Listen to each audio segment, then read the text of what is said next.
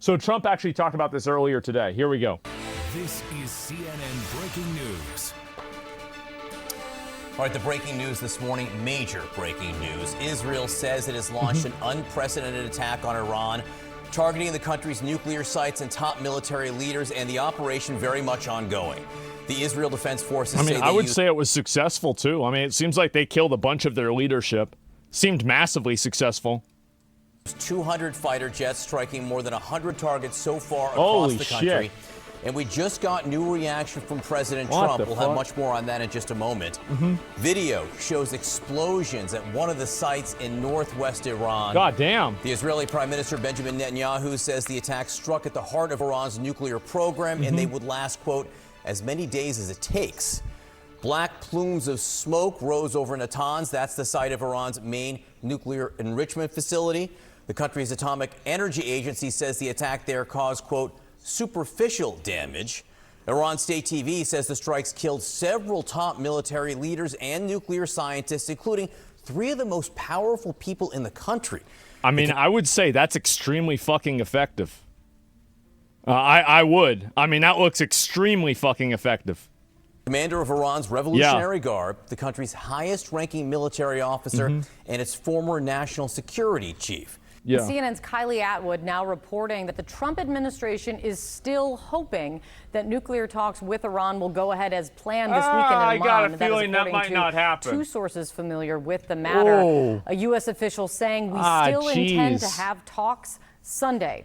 And just this morning, President Trump is offering his first public reaction to this major escalation in the Middle East. CNN's Elena Treen joining us right now for the latest on that angle. Elena, what are you hearing from the White House right now?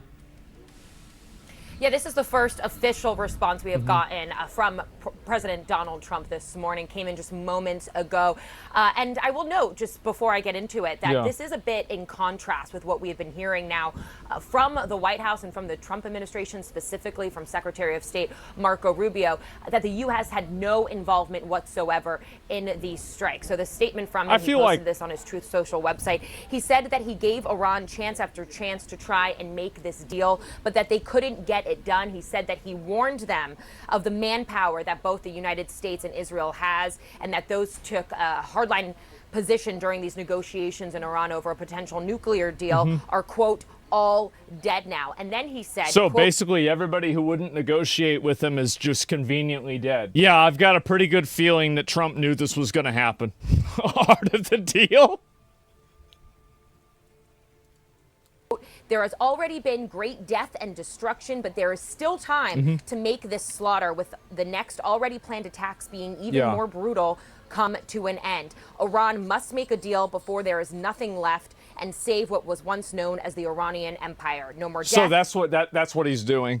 Like, I feel like that's clearly what's going on. He's letting Israel bomb the fuck out of them, probably helping them with intelligence, giving them, you know, like stuff on the back end. But, and that's probably why they evacuated the U.S. embassies too. I feel like that's clearly, like, I mean, I don't know. I'm putting things together. Who knows how much of this is true, but it seems like that's the case. And, you know, again, it's basically him saying, you know, all right, well, if you guys don't want to, the last guys didn't want to work with us and they're dead now. Who wants to work with us now? I think that's clearly what's happening. No more destruction. Just do it before it is too late. Before it's no more death. Just do it before it's too late. God bless you all. Man. Holy shit. Kate, you mentioned this, but Kylie... Actually disgusting. I mean, the thing is that, I mean, I don't want to see the U.S. directly involved, but I don't want Iran to have nuclear weapons. It's a fucking... It's a extremist theocracy.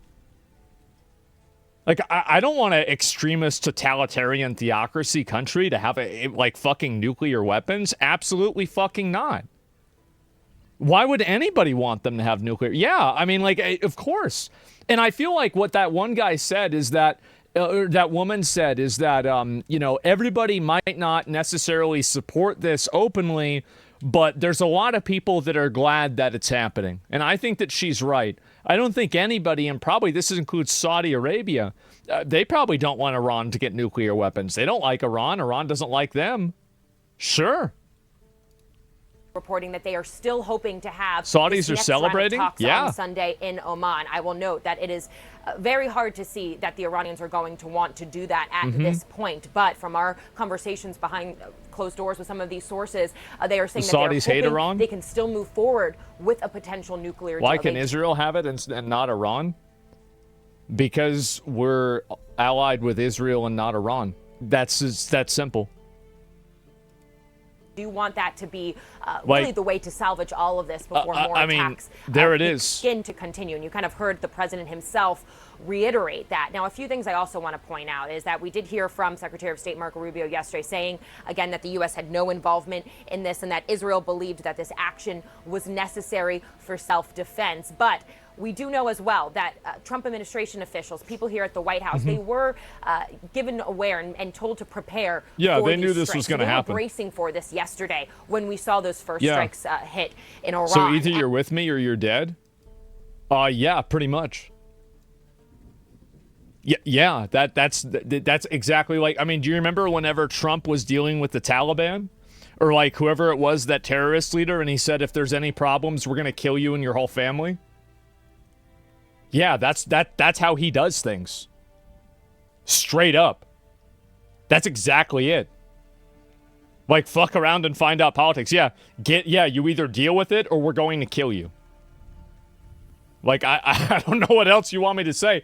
And also, by the way, this is the way that this has been done for thousands of years. It's not like this is some kind of new, unique, crazy, unhinged policy. This is the way it's always been.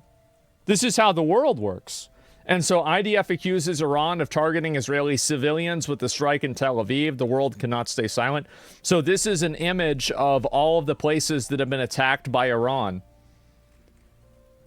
Wow. And what is this? Iranian state TV claims an Israeli fighter jet has been downed and the pilot detained. I guess we're going to have to wait and see.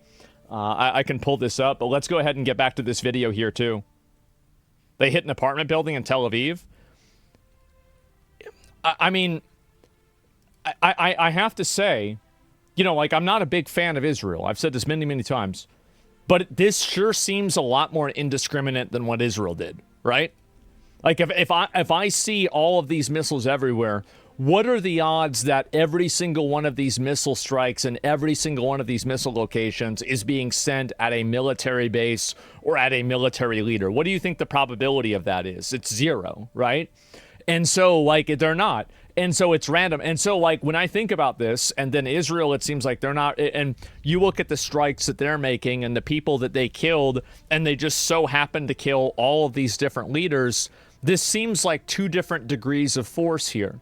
You see one that seems like it's surgically focused on killing and taking out military personnel and military bases, and then you see the other one, which it seems like just carpet bombing the entire fucking place.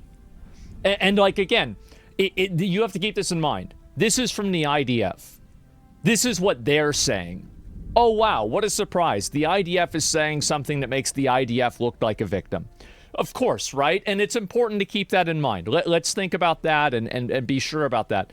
But, I mean, I'm just giving my opinion on this, and I don't think it's crazy for me to say what I'm saying here. Whenever you look at the discrepancy and the disparity here, it's not crazy to say. It's propaganda. So, I mean, but to what degree is it propaganda? Is the image fake? Is the representation fake? Is the interpretation fake? Where is it propaganda? Is the whole thing Photoshop? Is it video game footage? You've got to be a little bit more specific whenever you say that it's propaganda. And I also know, I reported this with Kylie as well. I'm trying to be as accurate as I can be, okay, guys? Trying to do my best. As these strikes were happening. That meeting, I would like to point out, was actually scheduled before Israel began its attack. They wanted to start to coordinate what the official U.S. response would be. So again, adding to the point that they kind of knew about this. Now, of course, I think the big picture here is that, one, President Donald Trump has not kept quiet about his frustrations with Iran and for what he believes is a very slow pace in the progression of talks over a nuclear deal. Again, to reiterate, they still want to have those talks. They do not believe that this deal is not. Yeah, and I think also, like, I mean, is this something that is America first? I mean, in a way, yes. In a way, no. Like, Iran having nuclear weapons is an existential threat, but it's primarily not an existential threat to the United States. It's primarily an existential threat to the Middle East and the people over there. That's directly their problem. Now, maybe abstractly it's our own, but, you know, them having nuclear weapons, let's be, does anybody think it's a good idea for Iran to have nuclear weapons? I don't fucking think so. I think it's bad. So, yeah, it's your problem later on. Yeah, nobody thinks this is a good thing. Everybody thinks this is bad. Not everybody, but I mean, I'm pretty much everybody. The people that thought it was good, well, they were killed. And so that's it. And so I think that that's the reason why people are okay with it. And, you know, you look at it from that perspective, would you want Donald Trump to support Israel, at least on the back end, making sure that they continue killing people that don't want to negotiate? Would you support Donald Trump doing that and back channeling with Israel? I think my answer with that, yes. Yes, I would. Salvageable, but of course, these attacks really throw that into question. Another big question I have, and I'm hoping to get answers from this White House today, is whether or not President Donald Trump. According to Axios, Israeli officials have confirmed that U.S. is assisting with the defense of Israel against the ballistic missiles fired by Iran. I'm not surprised. Spoke with Israeli Prime Minister Benjamin Netanyahu specifically and directly about this and whether he tried to warn him against this, because we know in the past the president has told Netanyahu not to do this while these talks over a nuclear deal played out. But clearly this administration was aware that this would happen, and now they are trying to make their response known. It's confusing to me. Are they pretending to be mad about it, or are they just taking advantage of it and saying, okay, well, this is just the next best thing? Because that part is confusing to me. They want these talks to continue. Joining us now, CNN Chief International Anchor Christian Amanpour and CNN's Oren Lieberman in Jerusalem for us. First to you, Christian. When you were looking at this, Israel says it's going to keep these attacks ongoing. Iran has already started to retaliate. Do you see this as an all-out war now? Well, it just depends, actually, on Iran's ability to retaliate. And I don't think so. Not next, yet. And whether the United States or others get involved. As you know, publicly, we're going to pause this because we've got more popping off right here. Holy shit! Is this the new one? I think that's the old one. I'm like 95% sure that's the old one. I saw that one. Never mind. That Israel did it alone, unilateral. Here in Europe, our allies have backed off. They've said they had nothing to do with it, and they haven't even said that they would, like the last time, join any protection of the skies over Israel like they did the last time. So people are really not wanting to get more involved. 10 ways until they destroy him. To actually calm down. I don't know. Some kind of ceasefire. That looks unlikely. And I think what's really interesting for the United States and for you all to figure out is what is coming out of And somebody said Trump gave them 60 days, and yesterday was the 60th day.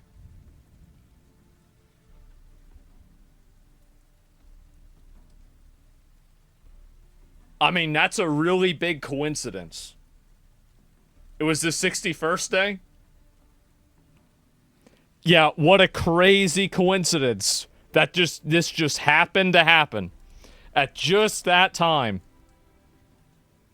Trump's credibility just hit a new paradigm with his threats? Yeah. Israeli reporters are saying that there seems to be a much higher level of coordination between the United States and Israel than is being said publicly, and that even some of the words, some of the actions, including potentially the so-called meeting that's meant to be happening to continue a nuclear deal this weekend in Oman, that was all potentially part of a deception. So I think that is going to be very interesting. So he just had them, basically, do you think maybe Trump just had them plan that meeting so they let their guard down so he could kill him?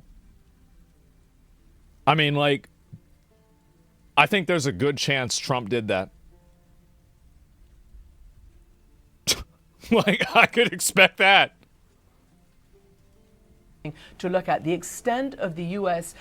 In action dark, in this though? And permission. What we do really. know I mean, it's a is war. that Prime Minister nuclear Netanyahu has weapons. been itching for this fight for years. And we also know that no other American president has allowed any Israeli prime minister to take this kind of action. This would be the first time that that this kind of action has been permitted or greenlit or whatever you want to call it by an American president. If you remember, Axios confirmed that story. I'll pull that up after pulling this. out of the nuclear agreement back in his first term. From that moment when Iran was bound and had been verified by the international agencies to keep its uranium enrichment low, it started to produce at higher levels. And what appears to have triggered this movement now is two reports from the IAEA, which is the UN nuclear surveillance agency, which has said two things. One, that Iran has produced up to about 60%, which they believe is, significant, much more rapidly than they expected. And also, I mean, what do you think the probability is that Iran is trying to develop nuclear weapons? I would say it's 100%. Like, if I was Iran, I would want to develop nuclear weapons. You're surrounded by enemies. Basically, everybody around you is against you. Of course you would want to make nuclear weapons as a deterrent for people to not blow you up. Absolutely.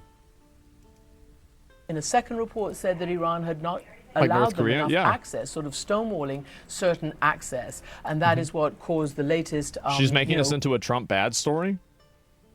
I mean, I don't know about this. I mean, like, I think that there's a lot of people that are...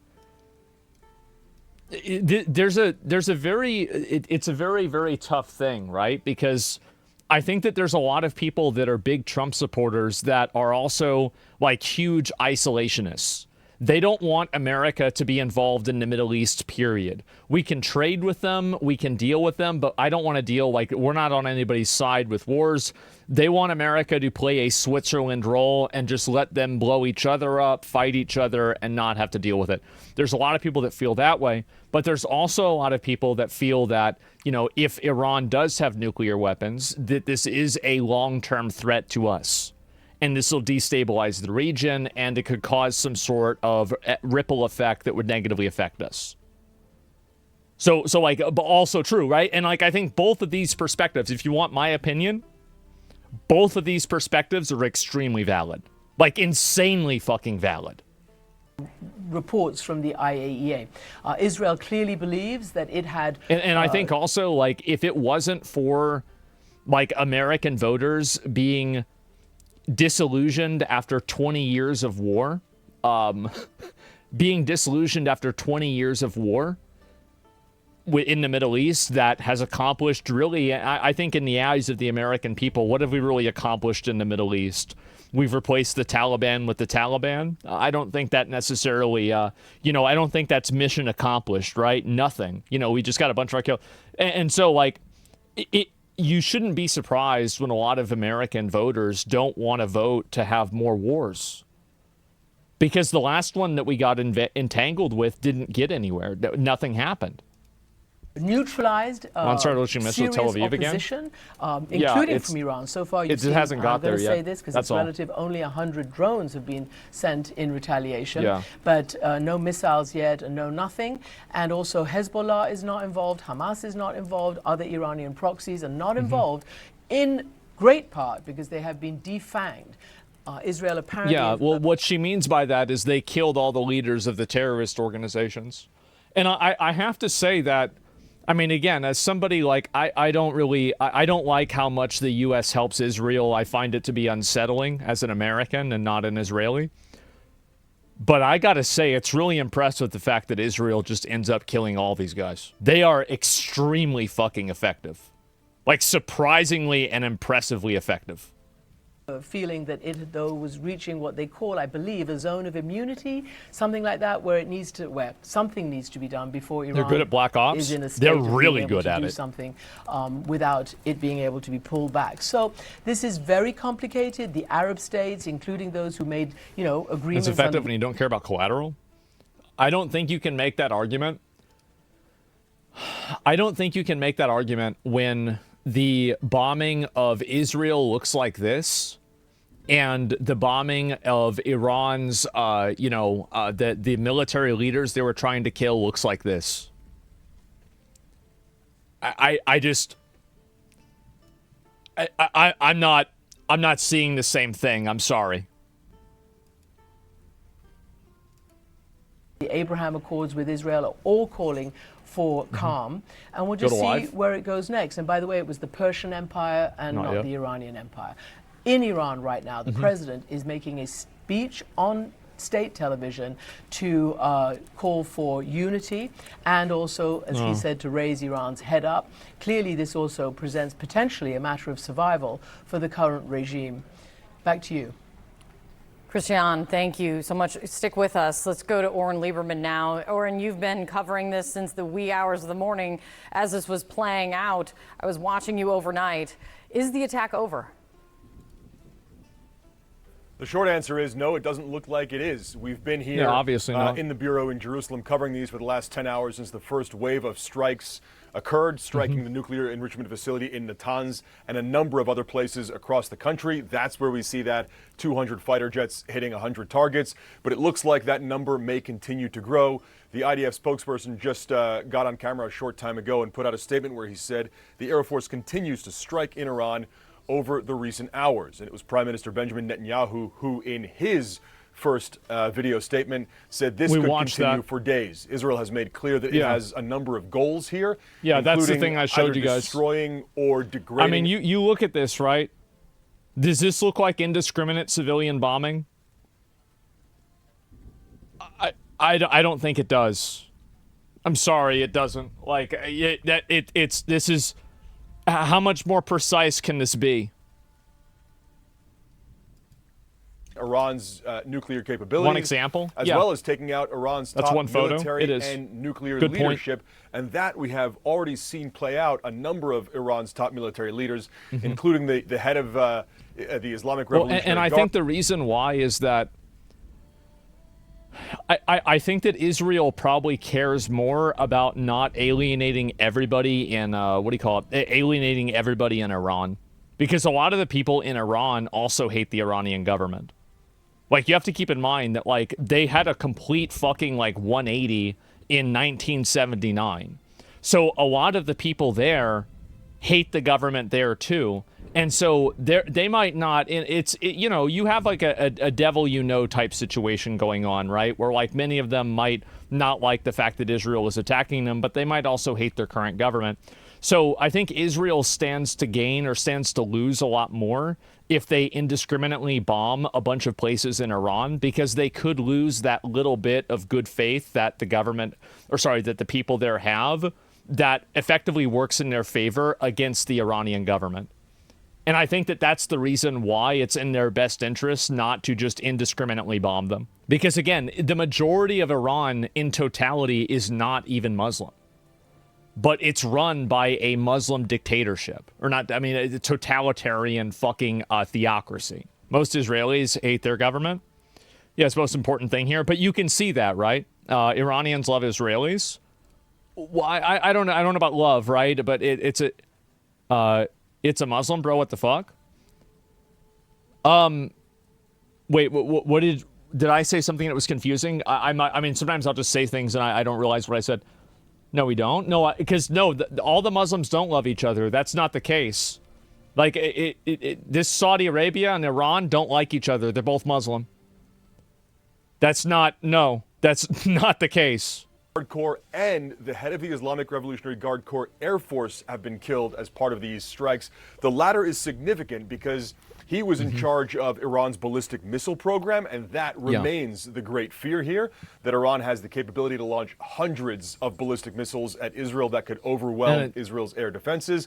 And he was also responsible or led Iran's retaliatory attack against Israel last April. So he has been, or had been, I should say, in this sort of scenario, and was clearly very high on the list of Israeli targets as they went after, again, not only the nuclear facilities and the ballistic missile facilities, but the top of the military and nuclear leadership, in what is frankly a remarkable sweep of strikes in terms of the numbers, the targets, how far spread across they are across pretty much all of Iran, and in a number of neighborhoods in Tehran itself.